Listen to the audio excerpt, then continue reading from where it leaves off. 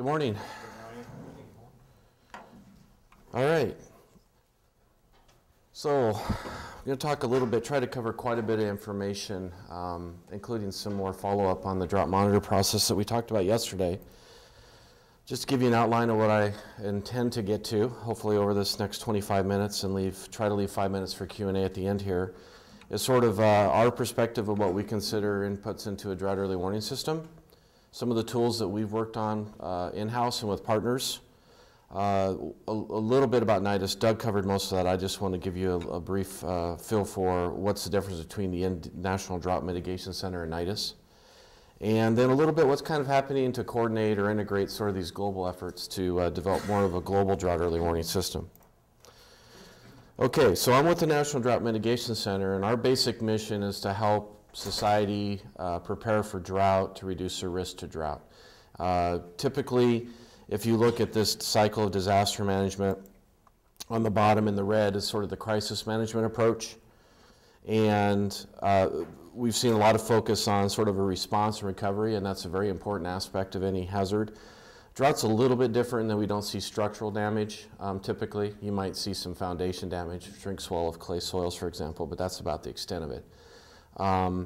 And you don't see typically loss of life in the U.S. or more developed countries, whereas you will see famine in some of the other countries. So we have some obstacles to overcome as far as convincing decision makers to throw dollars at this. So what the Drought Mitigation Center focuses on is the top part of this cycle of disaster management in the blue.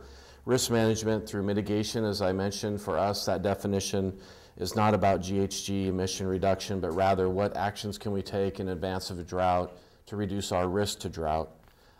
Preparedness through planning. We do a lot of planning focus. I'll show you a slide or two on that. We don't do prediction. We leave that to sort of the Climate Prediction Center and the weather forecast offices. We do focus on early warning because drought, probably more than any other hazard, you don't see it coming on radar or satellite imagery like you do hurricanes or tornadoes. So we have to rely on diligent day-to-day monitoring to kind of know when you're getting into a drought. So it's kind of tough on one hand is when are you in a drought, when are you coming out of drought? That first few weeks of nice weather becomes a couple months, becomes a season, and then all of a sudden you're in it. And then what? So we want to try to avoid the then what. So status of drought planning in early 1980s, when our founder of the Drought Mitigation Center, Dr. Will Hite, founded the center, 3 states had drought plans: Colorado, South Dakota, and New York. As you can see over his career, he's done a lot of crusading to sort of get states to prepare, because we don't have a national drought policy. Most of the state planning efforts have been sort of a bottom-up approach, if you will. So there hasn't been a federal push towards that, but a lot of the states have taken initiative to do so. More recently, the states in the orange there have gone into what we would call more of a mitigation type of plan, not just a response plan, but a mitigation plan. And then you see some of the states there are actually working on revisions or developing new plans, including Illinois, here is your neighbor. Louisiana is in that mix too, and we have a few states there in the white that don't currently have a drought or comprehensive or water plan on the books. Now in my time there over the last 10 years, these states with the stars on them, we've either worked very formally with or informally with the Drought Mitigation Center to help them develop their state plan. In a lot of cases, they're maybe just coming in and using the materials on our website, which are freely available. And we have all of the state plans available on our website that people can come in, and really what they like to do is come in and sort of build their own. You know, here's what I like about this state plan, here's what I don't like about that one, and use those best practices to develop their own state plan. More recently, and we worked with, as Jim Angel mentioned yesterday, we worked with the University of Illinois and the University of Oklahoma to start to look at different scales of planning, this being at the local level or community level. In order to be eligible for FEMA mitigation dollars, they have to have some wording in a multi-hazard plan that addresses multi-hazards, including drought. Now typically drought, when you read through most of these multi-hazard plans, which typically are outsourced or consulted, there hasn't traditionally been a lot out there for them to use, and there might just be a paragraph or two, but that was deemed appropriate. So FEMA, out of all the hazards, doesn't mess with drought, kind of ironically. They don't deal with drought. Again, no loss of structure, no loss of life.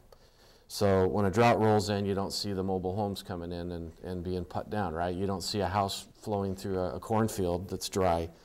So it's a lot, like I said, it's a lot more difficult sell. So we started working to develop this drought-ready community project. We've also seen more emphasis lately on individuals at the ranch or farm level that are developing plans based on their trigger times. What decisions do they need to make for fertilizer when they purchase it? What forecast information is there for them at that time? How do they do their rotational grazing? When are they typically going to, how does that coordinate with when they buy or sell or have calving? So their trigger season is much different than traditionals, but there's still a way for them to do it. We've developed a managing risk on the ranch website that helps them do that. And then finally, sort of about us, I'll conclude with that part, and that over the last 5 to 6 years, these countries in red are the countries we've worked with, typically through, it could be USAID or other donors, World Bank, but typically a lot of these countries come to us and say, can you come in and do sort of a workshop on drought early warning and planning? And so we've worked with these countries in the red to do so. So for us, what is a typical drought plan? What are the 3 pillars, if you will, that stand up a plan that we feel are essential to do so? I'm going to focus today mostly on monitoring and early warning, which as we say here, we're looking at how we can assess or communicate information to decision makers in order to trigger actions within their drought plan. And as I mentioned, that is, to me, it's the foundation of a drought plan, because if you don't know when you're in drought or coming out of it, it's very hard to enact action. Another big thing, though, that typically separates the mitigation states from the more response-oriented plans have they really done a thorough vulnerability analysis? So where impacts show us where we're vulnerable to drought, that shows us where we're at risk. Have they actually gone through and done a thorough risk assessment to determine that throughout their sectors? And many states have not done that. A lot of times there's not the resources to do that, but we have developed a guide that's online and freely available that can help step them through that if they're interested. And finally, mitigation and response. And those are those actions that can reduce risk in advance of drought or at the onset of drought, hopefully to enhance recovery. So there's an old business adage that says you can't manage what you don't measure. And I would like to add from a drought early warning system perspective, but you can't measure what you don't monitor. And so we do have some of these key parameters out there that we don't have a very comprehensive system in place to monitor those. And some of those might come out here in my talk here today. Definition-wise, what I mean by a drought monitoring system is what we actually track the physical parameters, have some synthesis of that information by analysts to assess and report that climate information to their superiors.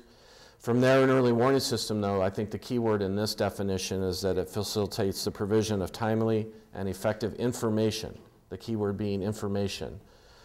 They're the ones that we heard yesterday through the Data 1 talk, you know, all this data, and then how do we distill it, and how do we communicate that information to decision makers in an easy to understand and comprehensible manner.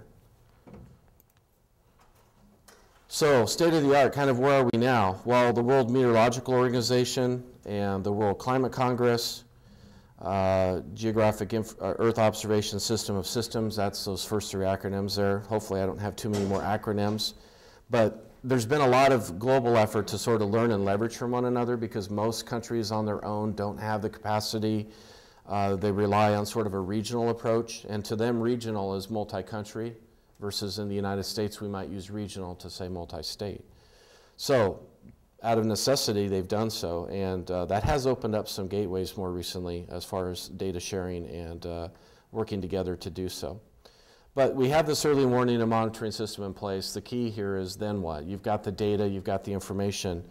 That's where this planning process comes into play that I was talking about, that links the information and data to action, which is typically or traditionally shown through triggers, which is a whole nother talk. I won't get into a lot of detail, but those are certain thresholds of different indicators that make people accountable to do something at a certain trigger level. So this department's going to do this when we get to a stage 1. This department's going to do that. Here's what we're going to release to the media. Here's what the public's going to get an insert in their utility bill, et cetera, et cetera, et cetera. So that's really what makes people accountable to do what and when they need to do it. And as we talked to you a little bit about yesterday on the panel, Some of these indicators or indices have been outdated perhaps. They were the only show in town. You know, the Palmer Drought Index, Wayne Palmer never intended for it to be used nationally. It was developed more in the central part of the United States, but yet it was the only index, so it was applied basically nationwide. It doesn't take into account snow.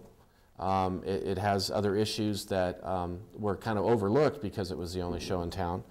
More recently, we've seen a lot more drought indices come into play over the last 2 decades in particular. So there again, states that haven't revisited their state plan for the last 10, 20 years are probably missing out on some of the new tools available to them to do a better job of triggering, I say, drought declarations.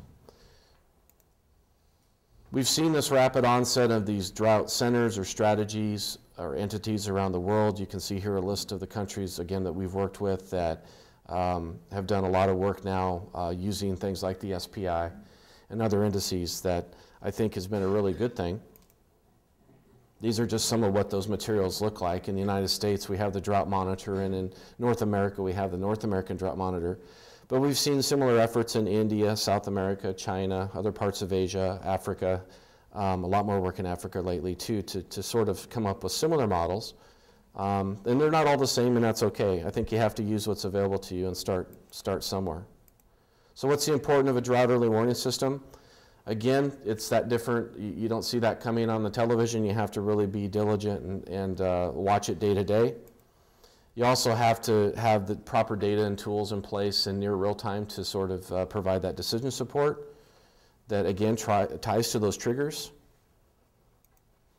What are some of the components of the drought early warning system? Well, a lot of people think drought early warning is just forecasting. You know, we have a seasonal forecast of La Nina or El Nino, and really it's much more than that. It's about that early warning that kind of shows us when we're going into drought based on triggers. Forecasting is great, but it doesn't correlate very well, and certainly the larger continental areas, typically the correlation isn't as strong as maybe what a La Nina, El Nino means to the coastal areas, particularly in the United States. And even when we do know it's a strong event, like last winter with the La Nina, anticipating a warmer, drier winter across the entire southern United States, that really only bode true for New Mexico, Texas, and Louisiana. When you went east of Louisiana, they were a little dry, but they were really cool, and that was because of NAO. So what are the roles of all these different oscillations and interactions? I still don't think we have a strong feel for yet, because the forecast did not take that into account. Again, that synthesis or analysis of the data by the analysts to provide information to the decision makers, and the development of some of those tools, which I'll show you some of those tools that we're working on here at the NDMC with our partners in just a little bit. Okay. Again, like I said, back in the 60s when Palmer developed the PDSI, really it was the main show in town. There were some derivative indices off of that, the crop moisture index, the hydrological drought index, et cetera. Then come along about the 80s and 90s, we started to see more indices come into play worldwide, and people were trying to sort of, in their head, map these out and how do they play together, which ones work well at certain times of the year, but didn't have the advantage of GIS at that time. Then GIS came along a little bit later in the early to mid to late 90s, and allowed us to do a lot of this geospatial analysis sort of online rather than in our heads. And then that finally evolved into what we call sort of hybrid or composite indices that combine several indicators into one overall indicator that really blends things together, so to speak. So the Drought Monitor was probably one of the most types of examples of a more composite approach. We worked with our partners in NOAA and USDA to develop this weekly product back in the late 90s. In 2008, the Western Regional Climate Center in Reno, Nevada offered up, we didn't have somebody from the West that was sort of an author of this, so there's 11 of us in all.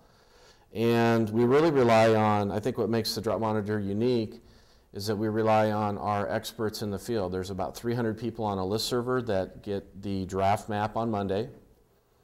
The process is we get information and data in. At that point, we typically only have about 5 days of the 7-day period available to us. We set on a first draft. Those 300 people, if drought's in their area, typically they'll review it. If it's not, you're not going to hear much from them. And they offer up all sorts of, either they agree with that depiction or they disagree. They offer up data.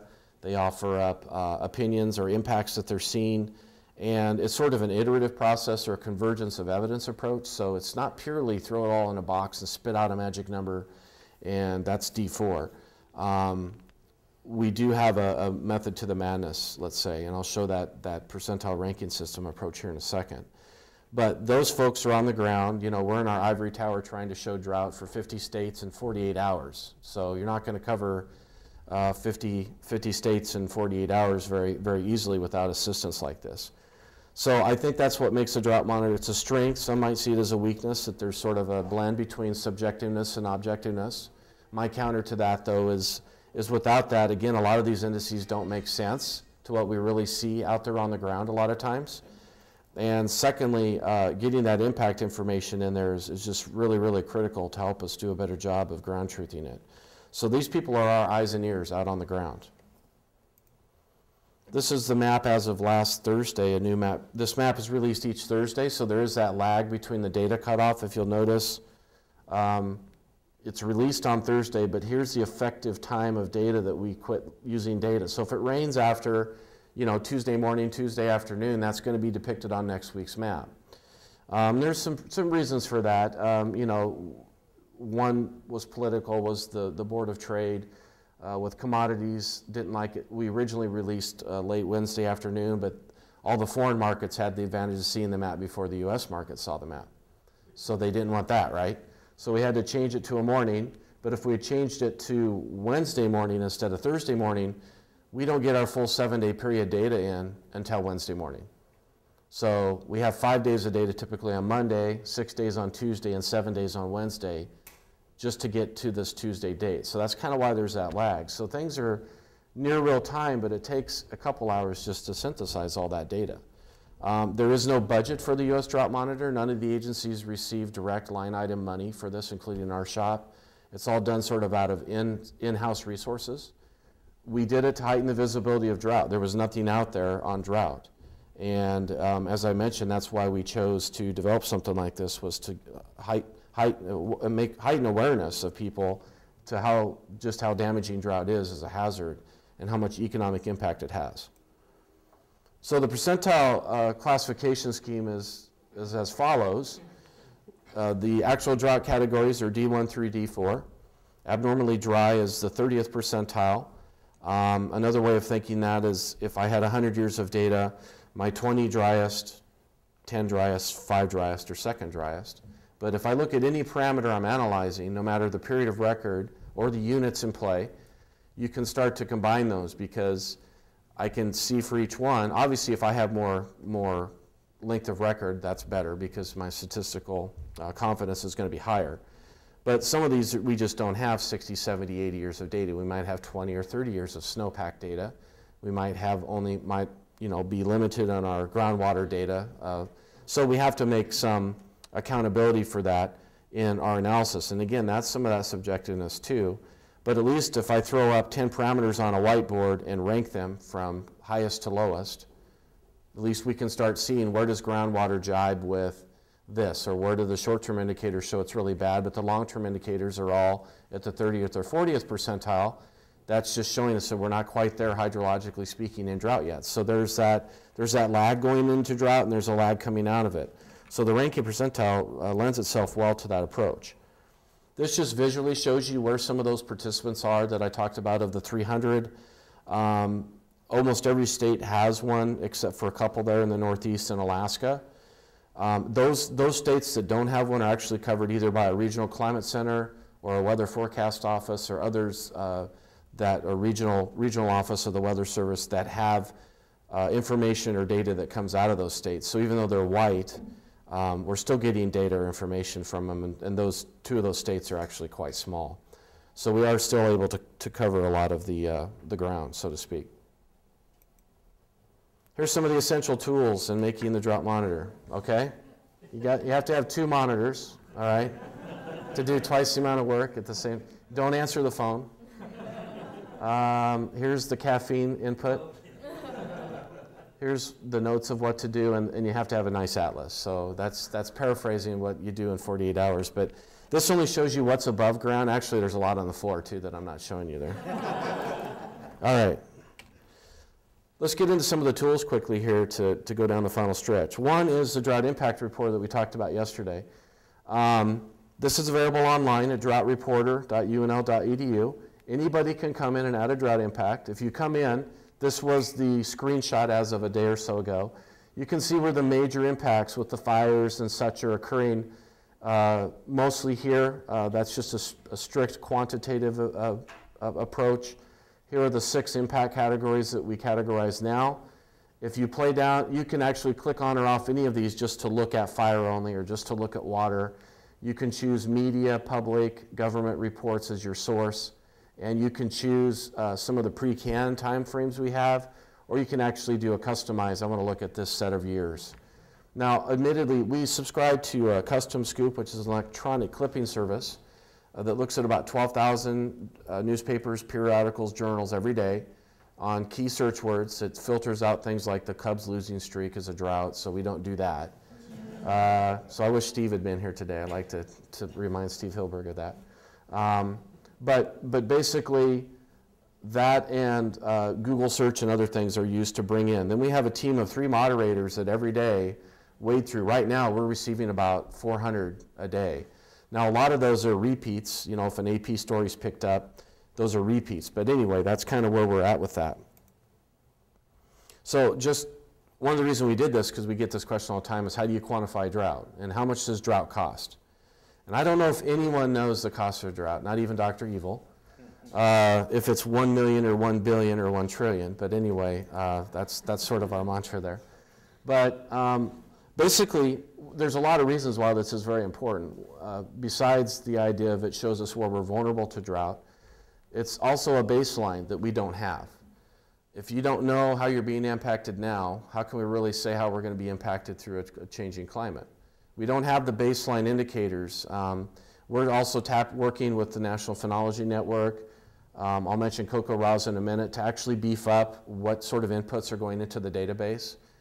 We have a new version of the Drought Impact Reporter hopefully coming out in the next 3 months that's much more robust geospatially and has a SQL Server database on the back end using ArcGIS.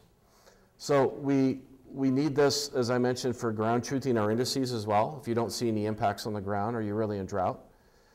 And we know that no single method exists for collecting or quantifying drought losses, as we talked about yesterday on the panel. So there's a lot of reasons to do this, but yet it gets very little support. Now, some of the groups that are obviously more aware of this have pushed, you know, in the Western Governors Association, which is WGA, and the Western States Water Council have been real proponents of initially the Drought Monitor and also this issue of NIDIS that we heard about yesterday from Doug. But the need to collect socioeconomic data, to quantify the impacts of drought, to look at ecosystem data and the impacts of drought on loss of ecosystem services, I think are the key buzzwords I've outlined in red there. And we heard that from Dr. Singh and others yesterday. And I just wanted to reiterate that today, that this is why I think this is a very important issue to move forward with. Here's some of the Drought Impact Reporter factoids. We established it in 2005, so we're gradually but slowly building up the number of recorded impacts. The new database will differentiate between reports and impacts. So you can have one impact that's reported by 50 newspapers, but it's not 50 impacts. It's one impact that's reported 50 times. So I think there's an important distinction there, but I also think it's important to know why is that one reported 50 times and others are reported once. So there's a lot of neat social science options available there. Last year was a very quiet drought year in the United States. We had our lowest amount of area in drought since we started the Drought Monitor. It was about 6%, which is very, very, very low. And traditionally in the United States, about 14, 15% of the country's in drought any given year, but we had about 6% last year, and that's why you saw the low number here. The reason this number's low is because we started in July. In contrast, this year we already have around 1,000 halfway through the year. So we're, in summer's typically the high impact season, so we'll see if we're going to rival the 2007 year or not when it comes to impacts. So stay tuned.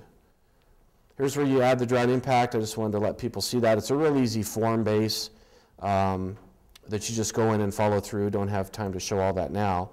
If you hover over a state, it's going to quickly give you a quick synopsis of where the impacts are occurring category-wise for the time period selected. The default is the last 30 days.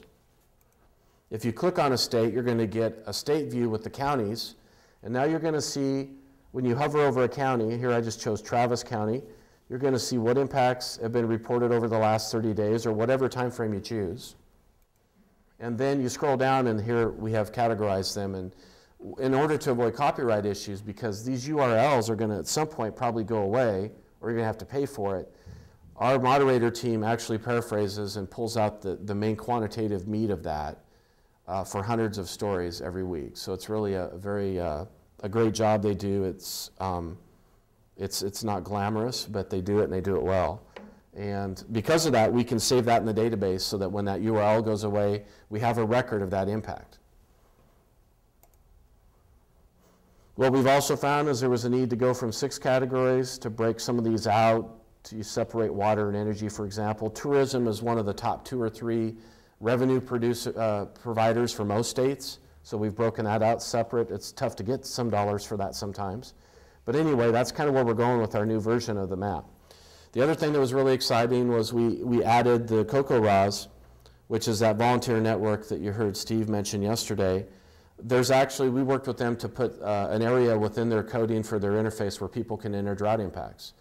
They also produced some drought tutorial training material that worked with us to develop, that those observers now, in our first 5 years, we had about 1,500 individuals report drought impacts through the Drought Impact Reporter interface.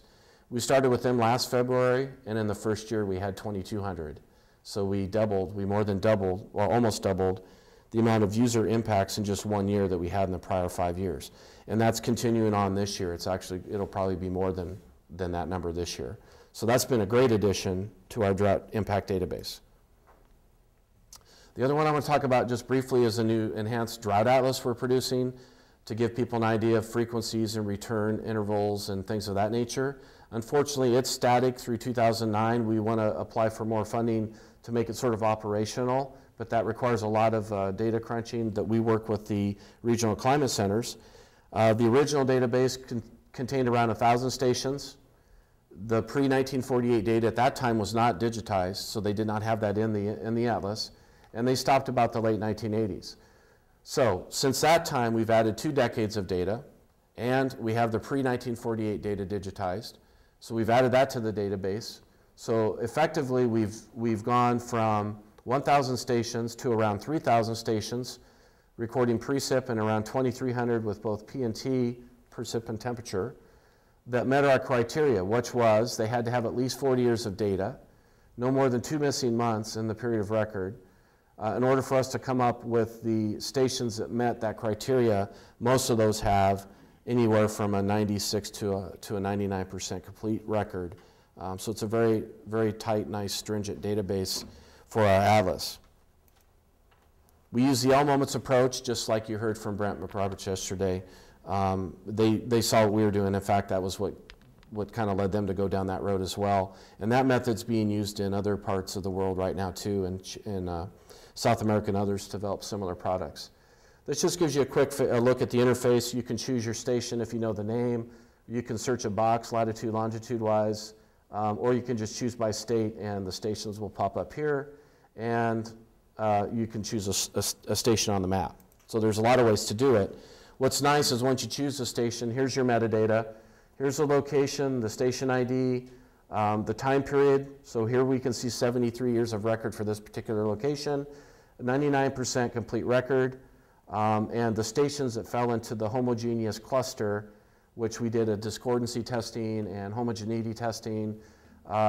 These stations in this little cluster here in orange behaved pretty similarly as far as drought's concerned. That's why they're in these clusters, okay? So you could almost think of them as a revised climate division, but not following a strict county geopolitical boundary. Lots of derivative products. I'll just run through these quickly and for the sake of time. But we have to aggregate to weekly so we don't duplicate what the RCCs are doing for data delivery. But focusing on more of the drought stuff, you can choose, once you have your station, these icons, which are explained here. If If you just hover over them, you'll have an explanation of those. Here I'm going to choose a time frame and which time frame I want to look at. So you can see in gray, here we've got a 3-month and an 18-month SPI selected for the 1940s.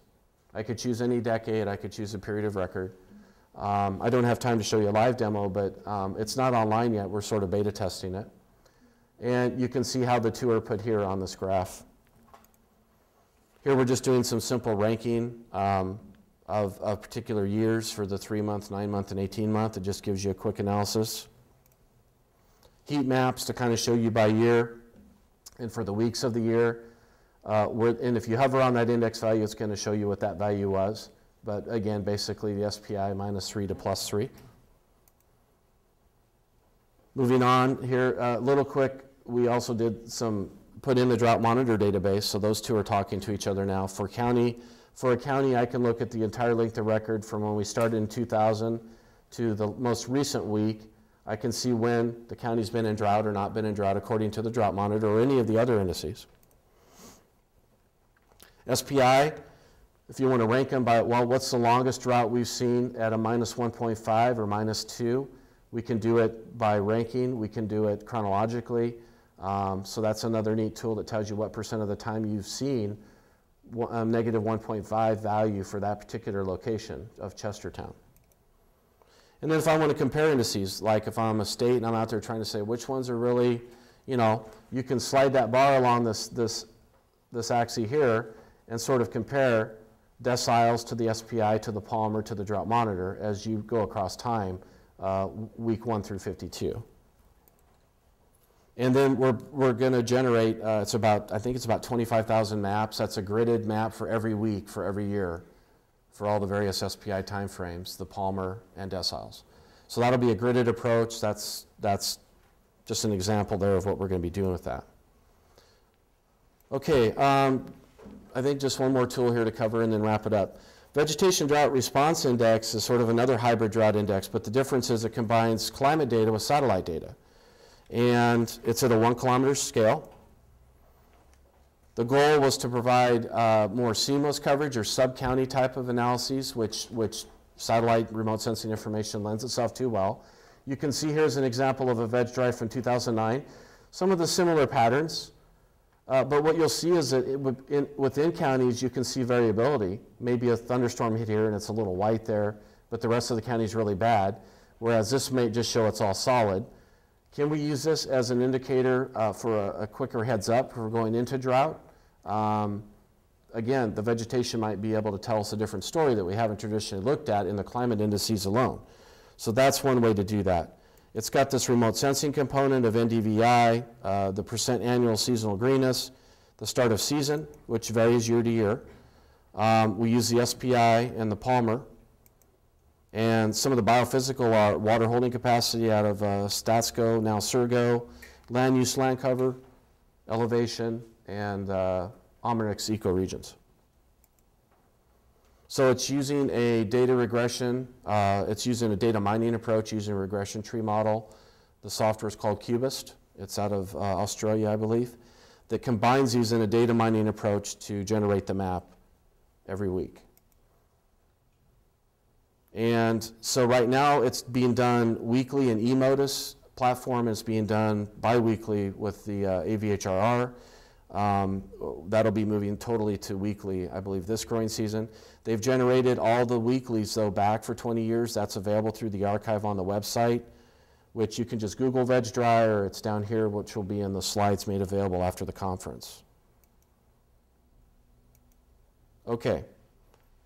Let me quickly talk about tools for planning. So I touched on the Drought Ready Community Project. You heard Jim Angel touch on it.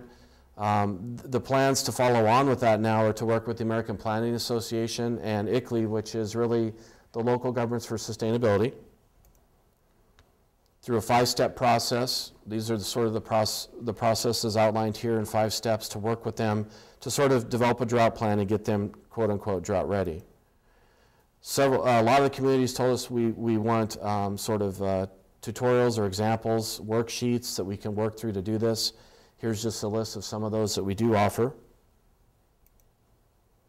And just in more fleshed out a little bit more was the one on monitoring because of what we're talking about here this week. But you could see how a community could set up a drought early warning system themselves by using stuff that's already out there. So it's not like they have to go out and generate much themselves if they work with their state climate office or their weather forecast office. And then who's going to do what and when? Again, that's very important. NIDIS we heard about from Doug, so I don't need to spend much time on that. But again, it's about providing decision makers with information and tools. And we're heavily involved in NIDIS. That's all that's supposed to say. You don't need to memorize that. But a lot of our staff is working in different areas with NIDIS sort of hand in hand. So my last few slides here are about this global drought early warning. So we heard Doug talk about GIDUS, I think. Or in other words, I like to say EGADUS. Again, individually, a lot of countries don't have the capacity to deal with droughts, so we want to work together to develop a bunch of regional networks, nodes, if you will, virtually. UN's ISDR, International Strategy for Disaster Reduction, has sort of a similar model.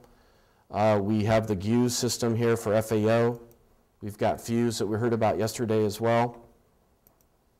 And how is this all coming together is sort of trying to get the players on the same page.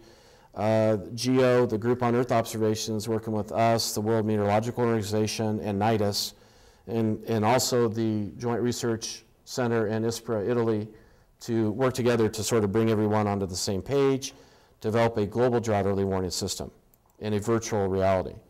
So I covered these 5 if you were here yesterday. My last 2 slides, this one, we talked about, to me, sort of the big 5 challenges with impact, soil moisture, hydrology, etc. And my final thoughts on drought early warning systems are, as we heard, again, Dr. Singh say yesterday, that all droughts are local. And so really some of our best efforts have been from sort of a grassroots, grounds up, bottom up approach. There's still plenty of room left at the table, so when I see some of the stuff that DryNet could bring to the table, there's room, plenty of room to play. So I think that ownership by everyone gives it more credibility. There's plenty of attribution made for all the players so that everyone's given credit for what they're doing, which is very important as well, and that we're very transparent in how we do that, say through NIDIS, through effective communication to the public. And with that, this is a colleague of ours that used to work on the Drought Monitor that moved to Australia, and it got so dry down there before all the flooding this year that instead of looking for trains, they're looking for rain. So, so someone had some creative energy there. All right, thank you very much. Any questions? Thank you very much, Mark. We're a little pressed for time, but we have a quick question. We can let it go. Go ahead. Now, I'm talking about the users side. Do we have a users group for those? Are the extension, state extension people making use of the DOOS data in some firm way, in a patternized way to take action based on DOOS information? I'd say it's sporadic or piecemeal right now. I think there's definitely an effort to engage that community. And say through NIDIS, through the NIDIS portal, there actually are these abilities to develop these communities to coordinate an effective communication to those groups and a lot of other groups too, the emergency managers, for example. And so there's an effort underway to do that.